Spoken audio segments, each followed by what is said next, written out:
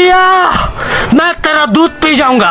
लो भी मित्रों, आज मैं थोड़े सामने लेके आ रहा है कि इंटरनेशनल नादरीनो यो सॉरी नानी नो।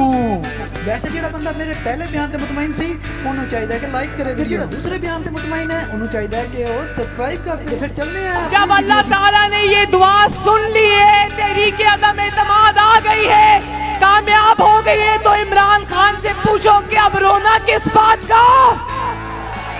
कल इसने साजिश का पता खुद बता दिया, अपने ही मुंह से सच बोल दिया। फतेह जंग वालों कहता है वैसे तो खान दी सच्ची गल नूं कदी ना मनदी नहीं है, इन्नों मन गई है तो बड़ी गल कि मैं तो कहना बड़ी बड़ी गल है।